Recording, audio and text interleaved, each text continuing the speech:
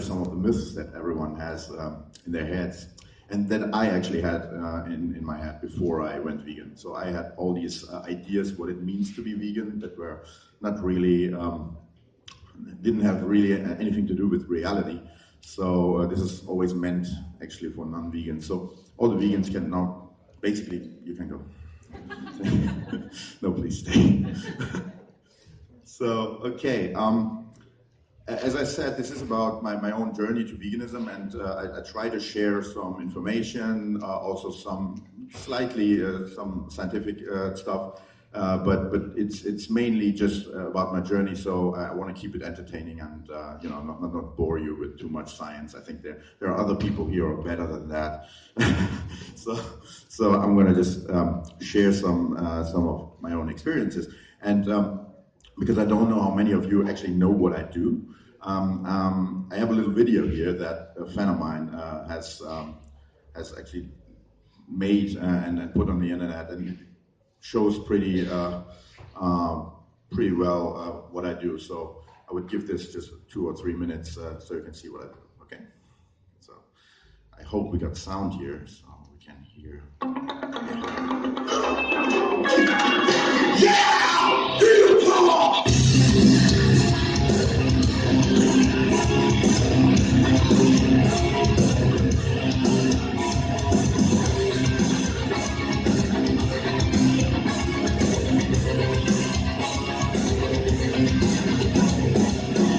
Time to end this suffering. I need a minute to myself.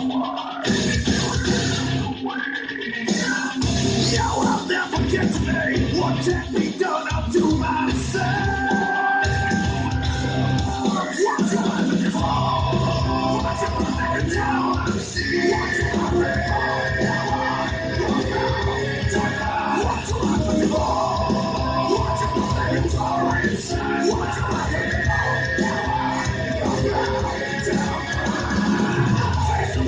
Can't get stuck with that. Can't get stuck with that. Face of mine. Can't get stuck with that. Can't get stuck with that. Face of spirit underneath. I'm stealing image of myself.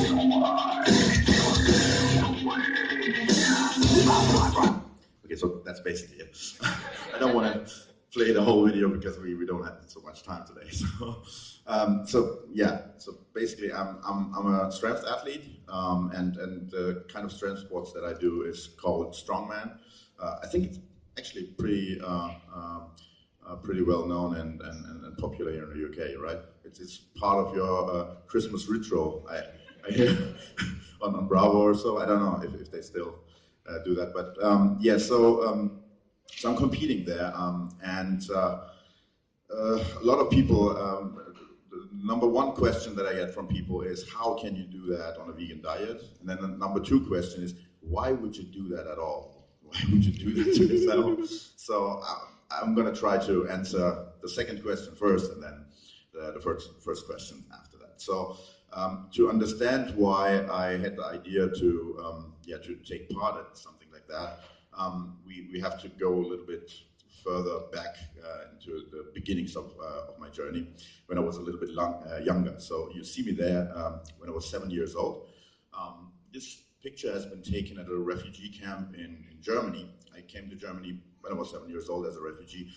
And we left Iran, where I'm born. So I'm born 1979 in Iran, and that's exactly the year where the revolution started. So that means before the revolution, they had something like a constitutional monarchy. So pretty much something similar to what you guys have here. And then they had a revolution. They threw out the king because they saw him as a puppet of the West. So they wanted to be more independent, threw him out, and replaced the kind of democracy with something that is more authoritarian, church, what would you call it, clerical system. So that's basically what they still have. And that happened pretty much just a little bit of time after I was born, although I had nothing to do with it, really. I was also too small. I was just shitting myself most of the time, just doing baby things. But that was the kind of setting that I grew up in. So it was the revolution, and then right after the revolution, there was a war against Iraq, and that went on for more than a decade. So my first 7 years were in this strange setting of war, a lot of violence. Then I lost my dad when I was 4 years old. So I grew up with my mom and with my grandma. And it was kind of, life was full of uncertainty and full of violence and that kind of stuff. And that, of course, left some traces in my personality. And I think it has something to do with me later on wanting to, be strong and be able to defend yourself and defend others. And those were the kind of thoughts that I had as a child. Like, I wanted to be a hero who is able to defend others. So I would read comic books, and my favorite character was the Hulk, because as a kid, you feel so powerless if you see all these bad things happening around you. And the Hulk was perfect for me, because he was basically behaving like a kid that is very angry. He wasn't, speaking anything or doing anything that was complicated. He was just very angry and destroying stuff because he was angry. And that's probably one part of my feelings that I had in me. So I really liked the Hulk. So when I was 14 years old, I discovered fitness magazines, and I discovered that the fact that I wanted to be strong could actually be put into reality by just training. So this picture is taken one decade after the other picture. And this is me when I was 17 years old. And this is after 3 years of training. So I think I weigh at about 100 kilos here. And as you see, I was already pretty successful with trying to get stronger and build muscle. Yes, so that went on for pretty much the rest of my life. So I started when I was 14 years old, and then I trained throughout the whole time. But training was not always my main priority. When I began training, it was it was a very substantial part of my life. It was more important than school, which was very bad for my performance at school. But it was a very important part of my life. But then later on, so I left school after the 10th year, and then later on I decided to go back and go to evening school to get my A degree, to be able to study, because I wanted to study psychology. And around that time, I actually made the decision to stop eating meat. And so now we get to that part, why I went towards being vegan.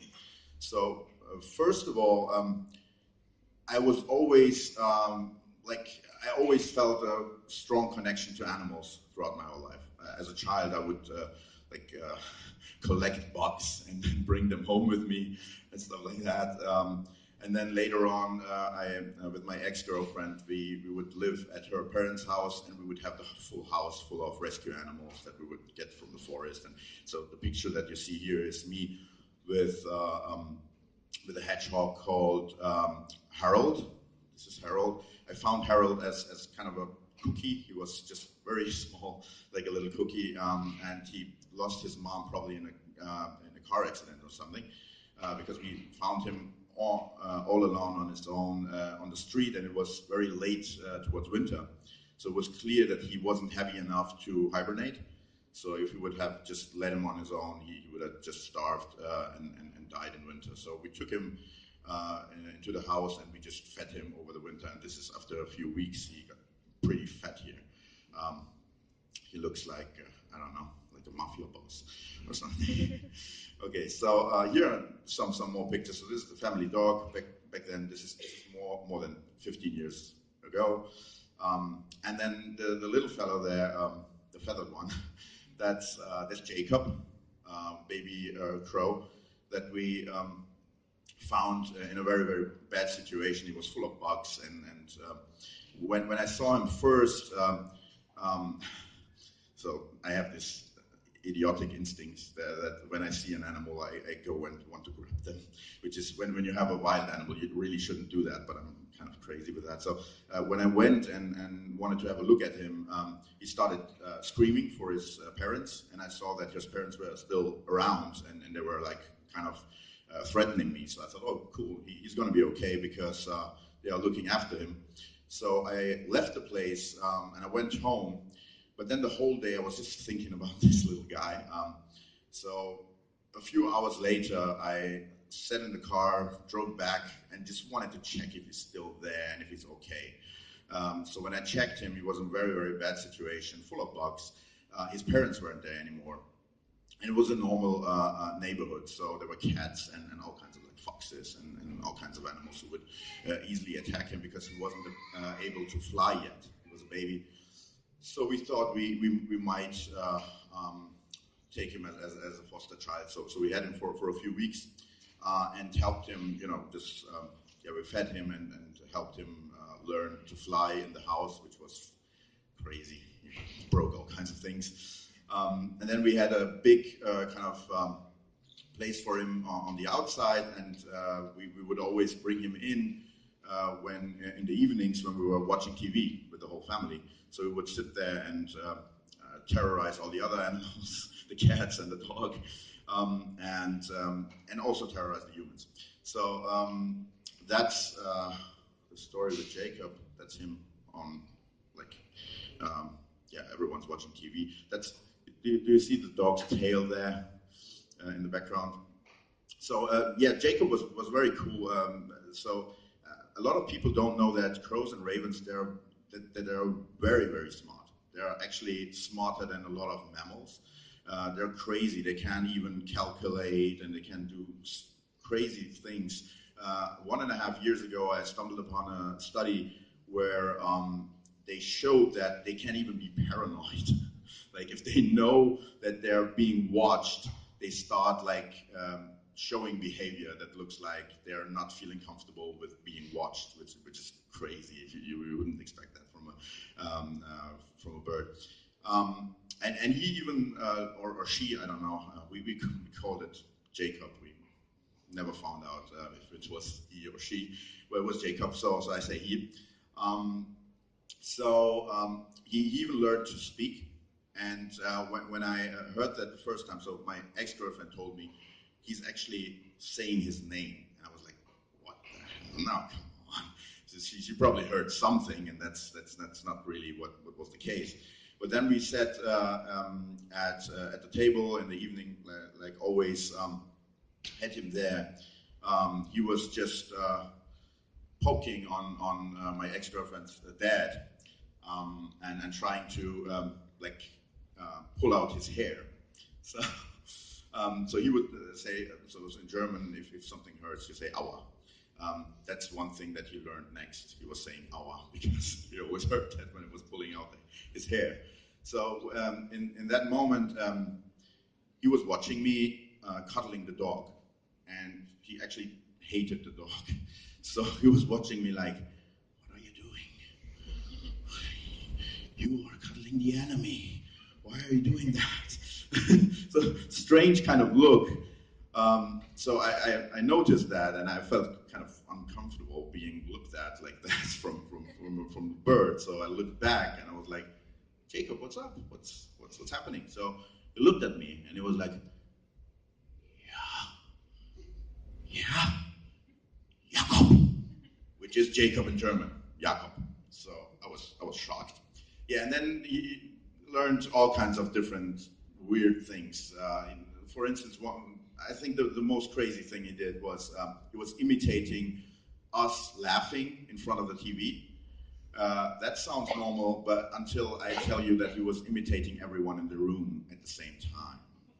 So if you imagine that this little bird makes noises that sound like 5 people laughing at the same time, it was very weird. Okay, so this was Jacob. This is my ex-girlfriend's Pax. In German, this is always a funny part because the word for Pax is the same word Does anyone know German? So pugs and boobs is the same word in German. So these are her pugs. And this is a more recent picture taken after a shower with our, one of the cats that we have right now from the shelter. So yeah, I'm showing you all these pictures just to show you that animals have been a part of my life throughout my whole childhood, and then later on as an adult. And at one point, I just realized that I had this connection with my pets. Then I had also this connection with animals that I would find that were in distress, and I would always have this natural reaction to try to help. It wasn't for me. It was not really something different to see an animal in distress or to see a child in distress. It was kind of innocence that was in a bad situation, and I naturally wanted to help. So, so at one point, I just thought, this is kind of crazy, because if I see a bird somewhere in the forest, I have this natural feeling that I want to help the bird. Like in the case of Jacob, and that's why I told you a lot about him, because that was around that time when I made the decision, and when I just realized that I was putting like a lot of time and energy into trying to help this one bird, and at the same time I was eating like 20 chickens. And I thought, that doesn't make any sense at all. So why is that actually the case? So later on I found out that it's actually pretty basic. So in the one case, you see an individual, you see a being, a sentient being in front of you that is in distress, and you naturally kind of identify with that and want to help. In the other case, you're not actually realizing what you do when you buy the product, because you only see a sterile packaged product and you don't see the story behind it. You don't see a face, you don't hear the screams, the pain, the fear that is necessary to produce that product. The problem with that is that a lot of vegans, so once you go vegan, you realize that, or once you go vegetarian, you realize that there's this problem. And then you kind of sometimes have the feeling that you got to attack everyone who doesn't realize it, because it's so bad that they don't care about it. But what's actually the case is, it's not that they don't care, it's just they didn't make the connection yet. So they're not bad people or anything. It's just you have to get to a certain point to realize it. Problem is, once you're at that point, it's very hard to close your eyes again and not make the connection. So I was in a situation where I had to make a decision. So I thought, what am I going to do? Am I going to not care about animals now and just go on eating meat, or am I going to stop eating meat? And I was actually expecting giving up meat to be a bad thing for my performance. So I thought, well, it might cost me some of my performance, but luckily that wasn't a problem for me, because at that time my priority was making my A degree to go and study. So I thought, if it hurts my training, that's not a problem right now. So I went vegetarian, and I should say the most crucial part of the whole thing for me was I asked myself the question, would I eat the chicken if I would have to kill it myself? So that was the crucial part for me, because I thought I want to be honest to myself. So if I wouldn't kill it myself, I don't want to have the product, because I'm kind of tricking myself. I'm consuming something that I wouldn't really produce myself. And that was what it came down for me. So I stopped eating meat at that point, and that went for 6 years.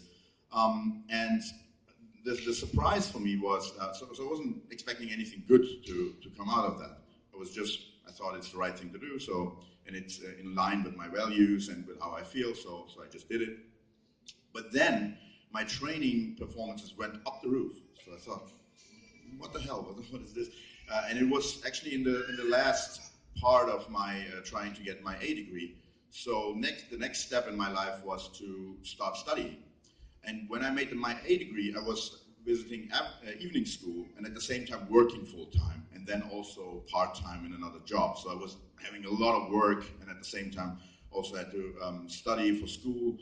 And then when I started actually studying in Germany, you have a program for if you're not from a rich parent's house or something, you get some support as a student from the state. So I was getting this support now, didn't have to go and work full time.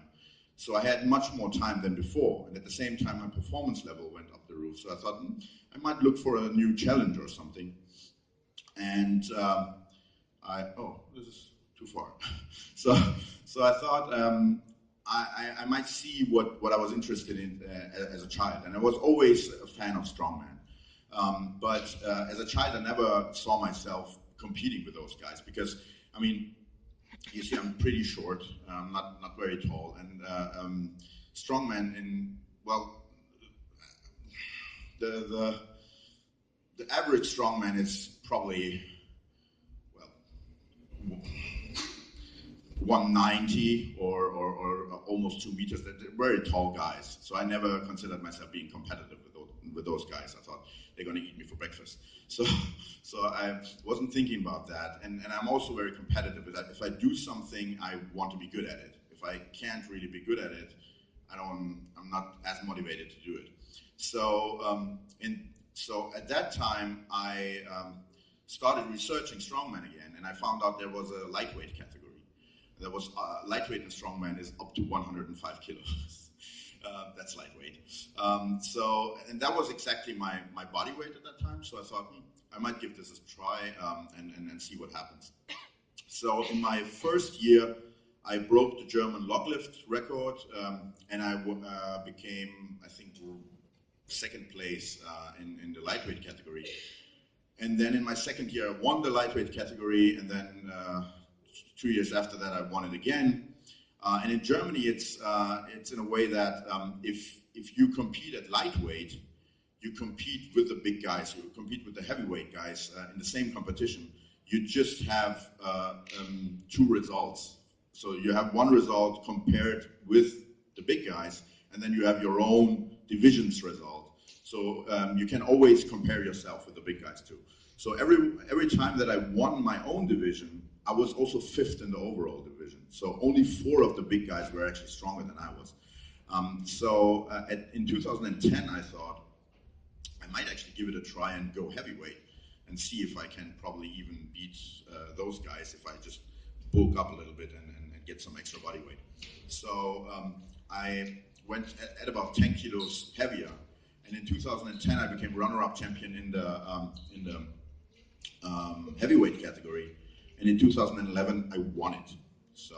And that's what kind of changed my whole life. So at that point, I'm vegetarian, and I have been vegetarian throughout my whole strongman career. And I won the title, and I had a blog back then. So I made this blog post, and I basically celebrated myself. And like kind of, how great it was that after so many years of training, I was at a point where I was kind of the strongest guy in the country, and in that sport that I liked throughout my whole life, that I had reached excellence on a national level. So a lot of nonsense. And then the last sentence in that blog post was something that changed my whole life. So the last sentence was, so I have finally proven that being vegetarian makes you a better athlete. So what happened is a lot of vegetarian blogs and kind of, media outlets and all kinds of things all around the world started reposting that. And all of a sudden, I was kind of famous everywhere, at least within vegetarians.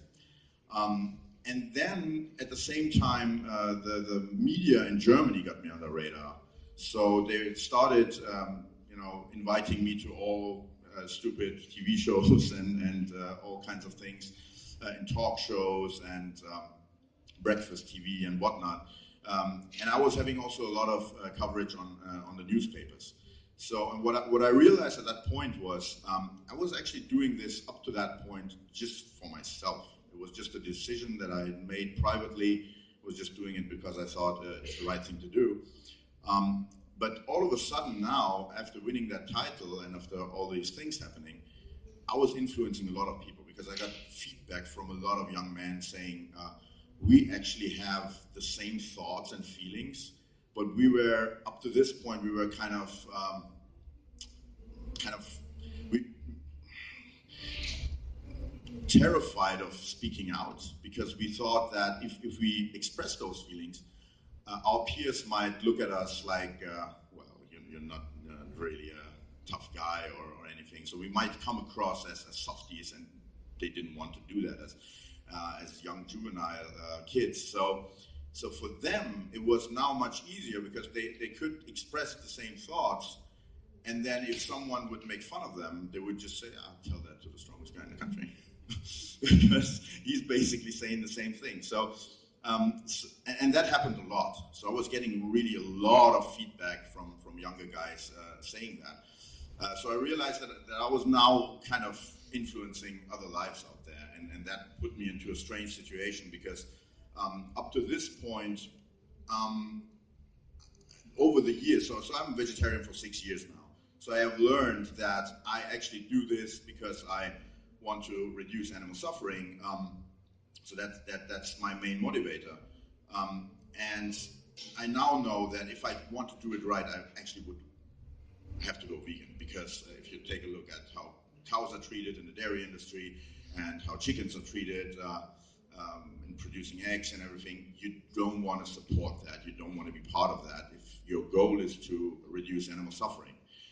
So the problem with that was, well, eggs was no problem at all. I was barely having any eggs, but I was having a lot of dairy. I was having ridiculous amounts of dairy, and I was addicted to it. I mean, really physically addicted to it. So I thought, I'm probably not going to be able to do that. I really wanted to do that next step, but I didn't know if it would work. So there was basically 3 concerns that I had, and I call them the 3 big A's. So number 1 was, as I already told you, addiction. So I thought, if I go and do that now, and people, via media, they're gonna know that I'm doing it. And then 2 weeks later, I say, oh, I can't do it anymore because of the addiction. That wouldn't be good. That wouldn't feel good. So addiction was one problem. And when I say addiction, a lot of people might think that I'm like kind of over exaggerating or kind of just calling it that way, but it is actually a biochemical addiction. So that's the casomorphines. Has anyone heard about that? So yeah, a few people are nodding. So there's something called exorphines. You probably have never heard of exorphines, but you probably all have heard of endorphins. So endorphins are just hormones that work in your body to basically make you feel good. And exorphins are exactly the same thing, just coming from the outside. That's why X. So, and casomorphines belong to that group of exorphins. So, and they come, in that case, it's something that you find in milk. So milk protein is half whey protein, half, the other half is casein. So casein is what you want to enrich when you, for instance, are making cheese. And that's why whey protein is kind of the byproduct of making cheese. So, and when you digest casein, as a byproduct of that digestive process, you get casomorphines. And they basically make you feel good. And that's the addictive part of milk. And in nature, this whole thing actually has a lot of sense, because basically the milk is not produced for us, it's produced for the baby cow. When the baby cow goes and drinks the milk and it has this process over the casomorphines, it feels good. So it helps having a binding process to its mother. Problem is when we consume that milk, that is actually for the baby cow, same thing happens in us. So we have that binding process, which is the addiction to the products that we consume. And I had that a lot because I was consuming ridiculous amounts of dairy products, mainly curd cheese. And so that you know what I mean when I say a ridiculous amount, so I was having 6 pounds of curd cheese a day. Actually more than 6 pounds, because it was 3 kilos, so that's slightly more than 6 pounds. So it was really bad. And then the second concern was acid. So throughout my whole life, I had this problem that I had heartburn, and every time that I had dairy products, I would feel better. So when I had heartburn, I would drink milk, and it would instantly help. So I always thought that without the dairy products, I would probably die of heartburn or something. So I really didn't know what to do with that, and I didn't want to be reliant on medication or anything against acid. So I thought, what am I going to do with that acid problem of mine? And then the third thing was athletic performance. So my idea of going vegan was I'm influencing a lot of people. I actually want to reduce animal suffering. So if I go vegan, I'm going to influence people in a better way than I'm influencing them now. So that was the idea. I wanted to help the idea of veganism. But I thought, well, I'm now famous for being the strongest guy and, being all of that. If I now go vegan and I might just crumble and, the performance levels goes down, I won't do anything good for the vegan movement or anything. So, and also I can actually really hurt the movement because I'm in the media spotlight. So everyone is going to see me get weak. But what happened? Well,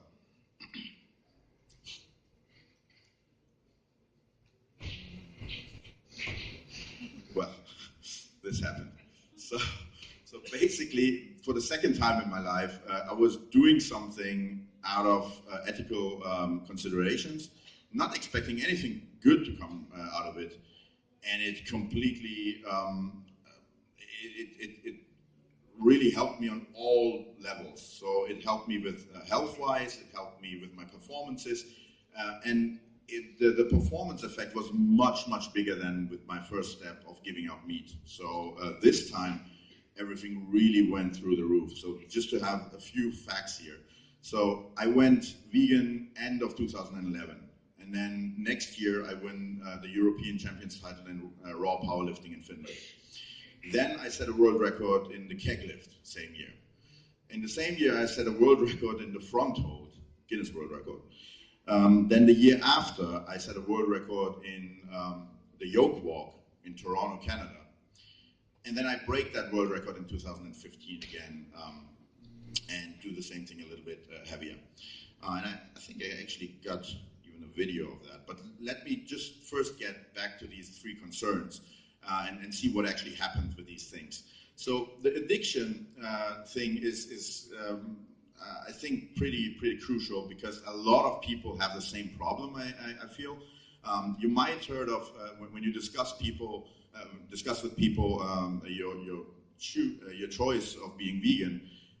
You might heard one argument a lot, and that is I can actually imagine giving up meat, but I think it's going to be really hard for me to give up cheese. But that, so this thing, this problem that I had, actually a lot of people have the same problem. And I think I'm a very good example for that because I was the ultimate addict because, 6 pounds of curd cheese. And I even had times where I had 2 gallons of milk. So you can't get any worse than that. It took me 2 weeks. After 2 weeks, I was fine. I didn't actually feel how it went away, but after 2 weeks, I felt like I don't have any urge to have any milk or anything. And my now wife, back then she was my fiance, she actually bought like tons of vegan chocolate and stuff with rice milk and all kinds of vegan chocolates just to make sure that I don't get the problem with the addiction and it doesn't make me fail with what I wanted to do. So that stuff just was just in the shelf and I didn't even touch it because the addiction just went away. So it actually even helped me eating better because the addiction is not only for cheese and milk, but also for everything that contains it. So I was eating less chocolate, which is great for me because I'm also addicted to chocolate. That was a little bit better. So next time someone says it's going to be really hard for me with the cheese, just tell them, hey, just try it for 4 weeks and see after 4 weeks if it's still a problem. It might be just gone after 2 or 3 weeks. And it's actually pretty straightforward. I mean, if you have other addictions like drinking or smoking or something, If you stay away from it completely, it takes a certain time, but then you get over it. But a lot of people, like for instance, would do something like, yeah, I now only have cheese once a week or so. Problem is you're like kind of maintaining the addictive process. So if you really want to get over it, just cut it out, wait for a certain time. And I always say 4 weeks, I think, is a good measure. And then see what happens. And if you feel fine with it, just go on. And 9 out of 10 people that do that, they just stick to it because it just feels awesome after a few weeks. So what happened to the acid? So basically, after 3 days, after just a few days, I felt that the acid problem was completely gone. And what I found out was I was regarding the dairy products to be the actual solution to my problem, but they were actually causing the problem. So milk contains calcium. The calcium is alkaline. So when you drink it, the first thing that happens is that you take in the calcium and that neutralizes some acid in your stomach, so you feel better. But then, once you break down the protein, and that's where the problem comes from. So all animal protein sources are very high in sulfur-containing amino acids. So there are 21 amino acids. 2 of them contain sulfur in their atom. And animal products are always very high in them. Plant protein is lower. So if you switch from animal protein to plant protein, you have less production of sulfuric acid, which is the byproduct of the metabolism of sulfur-containing amino acids. And sulfuric acid, of course, was causing my problem. So once I took the animal protein out and I replaced it with plant protein, my acid problem was completely gone. Now, acid is not necessarily long-term, it's not a problem for your body because your body can neutralize it. The problem is, while neutralizing it, your body is very inefficient with a lot of things. So this is not only a problem that regards your heartburn or something, but when your body has to neutralize acid all the time, it's also worse at recovery. So that's one thing that you're going to hear a lot of vegan athletes say. Once they go vegan, their recovery gets so much better. And one reason for that is because their body doesn't have to neutralize acid all the time, so it gets more efficient in repairing tissue. What also is a problem is you get more inflammatory processes in your body when your body has to neutralize acid all the time. And that's something that I felt, because of what I do with my body, as a strongman, you have a lot of problems with joint pain and then all that kind of stuff because just a lot of stress to your bones. That completely went away. Like 90% of my joint pain just disappeared. And I thought, where does that actually come from? And that's the same thing. Inflammatory processes are much worse when your body has to fight acid all the time. And that was interesting because my mom, she suffers from rheumatoid arthritis, which has a lot to do with inflammation in your body. So your immune system is hyperactive and you have inflammation all over the place.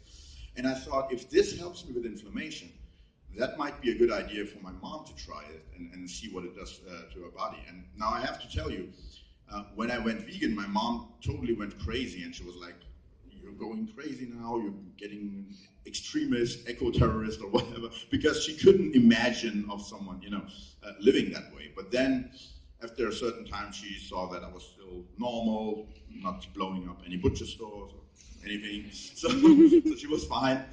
And then at that point, we're talking about, I'm vegan for a year now, and I'm finding out all these things. So I told her that, and I just asked her to just try it and see what it does to her body. She's vegan for more than 5 years now.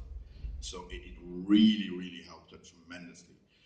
So there are actually a whole array of problems that we have with health that are actually the main, in society, the main problems that we have, like coronary heart disease, diabetes, things that have to do with inflammation. A lot of those problems you can really, really reduce by just cutting out animal protein. And a lot of people don't realize that it's not about the animal fat. A lot of people think, okay, if I have lean meat, then I'm going to be fine. That's not the case. The protein itself is the problem, and you have that everywhere. As soon as you have animal products, you're going to have some protein in it. So now let's athletic performance. We don't have to really discuss that. That was already solved. So my performance level went up the roof again. I actually got heavier and stronger than before. So when I went vegan, I was 115 kilos. 2 years ago was kind of the main peak that I had. Then I had an injury 2 years ago to my tricep. That's why I'm a bit leaner now, because I try to lose weight after the injury, because I had to have surgery done and stuff, and I didn't want to go any heavier than that, because at that point I was 140 kilos. So I got really a lot heavier in that time, and also stronger. And I actually have a video of the yoke walk world record in Toronto. Do you want to see that? It's a minute. It's a little bit messy because it's actually part of a film that we're doing. Has anyone heard of Game Changers? It's going to come out this year. It's going to be awesome. I have the teaser also in another slide. But we were filming it for the film, and I can't use the footage of the film. So I used footage that people took with their phones. And back then, the phones weren't as sophisticated. So it's a bit messy, but I think it comes across. I'm ready in a few seconds, and I really need your help now. It would be good because we can get loud now. Thanks. So this is me carrying 555 kilos for 10 meters. It's just basically a horse.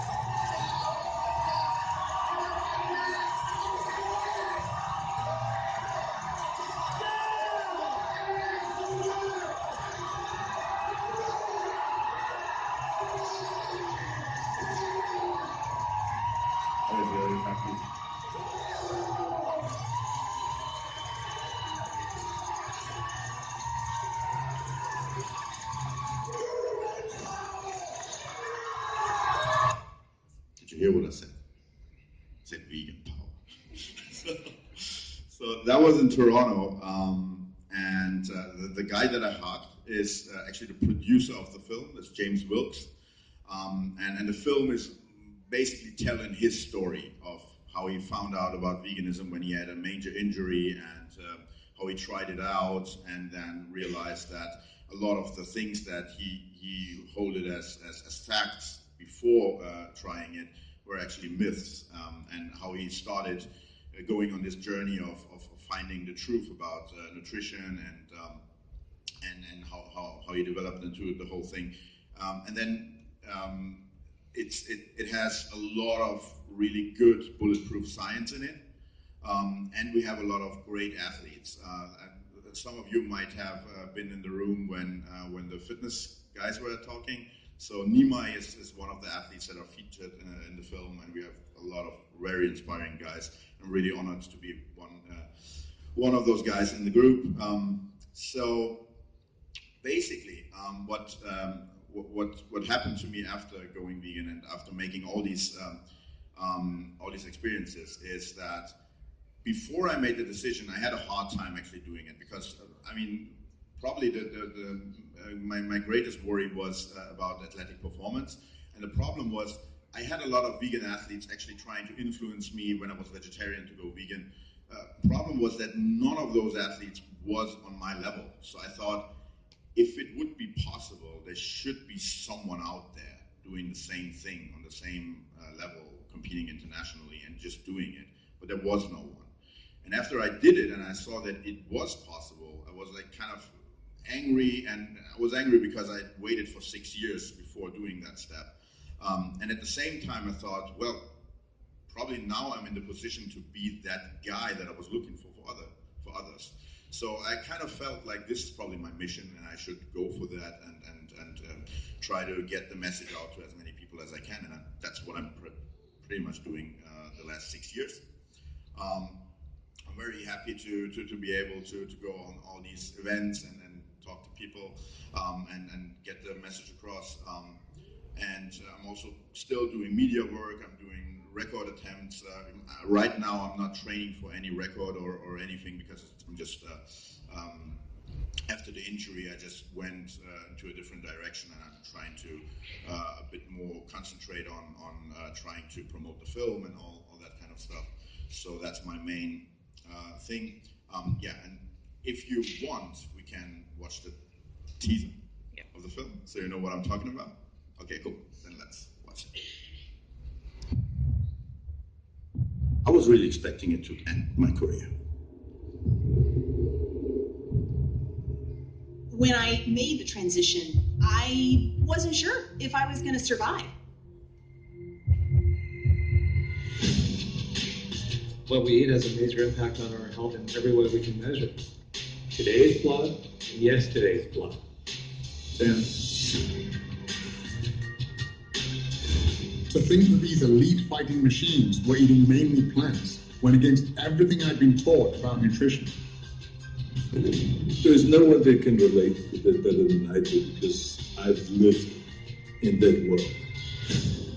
I'm in it just to rewrite history, cause I'm in the mood to label us the leaders of the new school. This ain't for the radio, can't find this on YouTube. This the type of killing that these critics say used to. Victorious.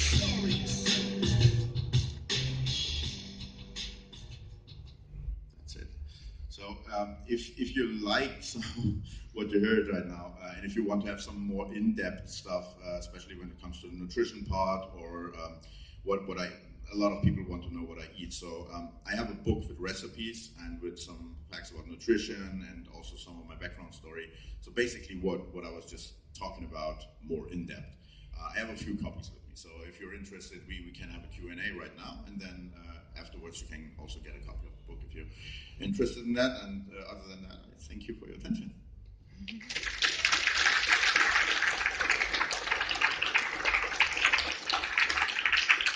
So we can have a quick Q&A, I think. I have no idea. Do we have time for a Q&A? Yeah, you both. Solid 5 minutes. Okay, so 5 minutes for Q&A, and then afterwards I'm going to just go outside, and then everyone who has still questions just come outside and talk to me as long as you want. Okay, so any questions? Oh, no. Okay. I'll just take this then. Yeah, I just wanted to talk a minute about your experience with like the Strength Wars guys and how they sort of react to what you're doing in your diet and so on, so on, so on. Yes, so Strength Wars is a series of strength battles that I have competed in on YouTube. It's pretty big. I think the channel has now more than 1 million followers. So and I'm getting like kind of feedback on it everywhere on every airport in the whole world. That like all the security guys watch that. Like, oh, you're the guy from Strength Wars who competed against 2 guys. So I have this infamous battle on Strength Wars where I competed against 2 other guys. I was kind of a bit lucky because one of the guys hurt himself a little bit, so it was actually 1.5 guys against me, and I beat both guys. So that got me a little bit infamous in that series. And now I'm not the only one who's vegan in that circle. And also the guy who produces the whole thing, he's I think he's vegetarian, and most of the time when he's outside, but at home he's also vegan, so kind of half vegan. And then his wife is Cornelia Ritzke. So I think she made the first female Strength Wars. She was in it. So that's actually his partner. She's completely vegan. Then there's Tommy Sins, the bald guy. He's vegan too. So a lot of the guys are actually vegan.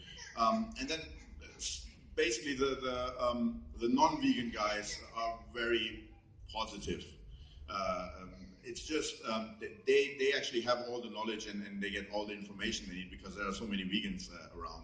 It's just not everyone is kind of at that point to make the decision. So so I would say at the moment we have probably 20 to 30% of all the guys involved in the circuit are actually vegan or half vegan or something, or on the way. But we're still a little bit away from world domination.